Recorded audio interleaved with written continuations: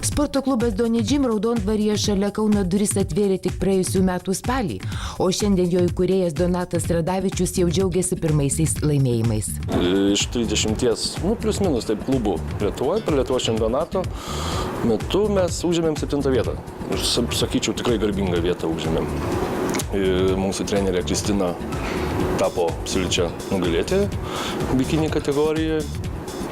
Aš irgi taip 2 vietą paėmiau kultūrizme iki 95 kategorijų. Tačiau Donatui, kuris yra buvęs ir Lietuvos čempionu, o balandžio viduryje vykusiame čempionate kartu su trenerė klube dirbančia Kristina Karaliūtė Stolerovienė pelnė teisę atstovauti Lietuvai tarptautinėme turnyre, svarbūs ne tik asmeniniai pasiekimai. Visą savo laiką atiduodu čia kaip aš sakau, antri namai man.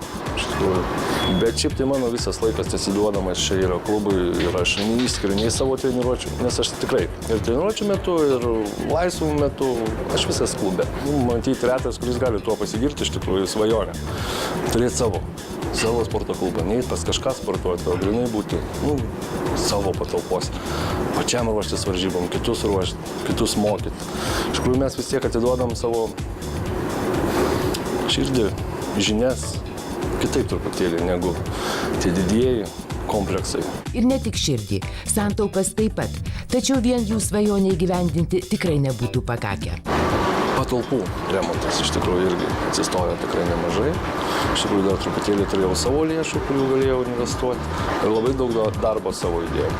Draugai daug padėjo, iš tikrųjų patys daug darėm, iš tikrųjų savo rankom. Stengiamės kiek įmanoma mažiau samdyti, kad būtų galima kažkiek tai geriau padaryti. Invega dasidėjo prie šito dalyko su finansavimu. Nes šiaip taip pats tikrai būčiau nesugebėjęs šito dalyko padaryti, jeigu nebūtų galimybės tokios. Maksimalią sumą beveik 25 000 eurų lengvatinę paskolą su Invegos garantija pasiskolinęs jaunas vyras visus šios pinigus išleido treniruokliams ir kitam sporto inventoriui įsigyti. Nes iš tikrųjų Invegai norėčiau padėkoti, nes jie labai stipriai atkreipė dėmesį į tai, kad aš esu pasportuojantis žmogus, kad einu į tą sferą, kurią aš žinau, nes labai jautėsi tas palaikymas iš jų pusės. Taip, mums kompensavo palūkanas ir darbo užmokestį irgi kompensavimą gavo. Į klausimą, kodėl pasirinko Raudondvarį, verslininkų tapęs sportininkas atsako ilgai svarstęs, kur geriausia steigti naująjį klubą, bet savo sprendimu iškeisti Kauną į palyginti nedidelį miestelį nenusivylė, nors klubui tik kiek daugiau negu pusmetis nuolatinių jo lankytojų gretos artėja prie 200.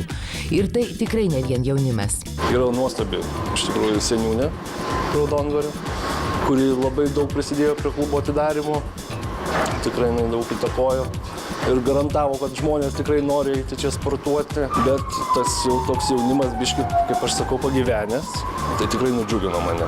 Nes čia šiaip tai kontingentas yra toksai jau lankosi tikrai daug vyresni žmonės, iš tikrųjų, kurie rūpinasi savo sveikata ir jie tikrai džiugino mane. Mes atidarėm spalio 6 sporto klubą ir atidarėm 2 sales.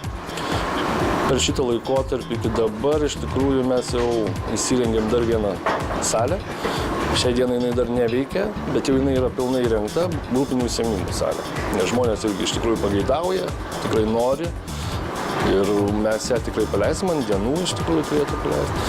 Ir per tą laikotarpį iš tikrųjų dar ir įrangos dasipirkom, tikrai mes iš tikrųjų investavom viską. Ką uždirbom, kaip sako. Sportininkas neišduoda, kur ateityje norėtų steigti dar vieną klubą ir koks jis bus, tačiau atskleidžia savo sėkmės formulę – daryti tai, ką geriausiai išmanai. Tikrai būčiau nesiėmęs kito verslo, nes visada yra smagu, kad daryti tai, ką tu supranti ir ką tu žinai. Nes jeigu imsis tai, ką tu nesupranti, tikrai tada bus sudėtinga. Sudėtinga bus įrodyti, kodėl tau to reikia, kodėl tau to nereikia. O kai žinai, ko tu nori, tai visada pasieksi savo. Verslumo skatinimo fondo lengvatinę paskolą nuo 2010-ųjų pasinaudojo beveik 1200 įmonių. Juose sukurta daugiau negu 2500 naujų darbo vietų. Iš viso pagal Socialinės apsaugos ir darbo ministerijos inicijuotą priemonę pradedantiems verslininkams iš Europos socialinio fondo jau suteikta lengvatinių paskolų už beveik 16 milijonų eurų. Daugiau negu trečdalis paskolų suteikta jaunuoliams iki 29 metų.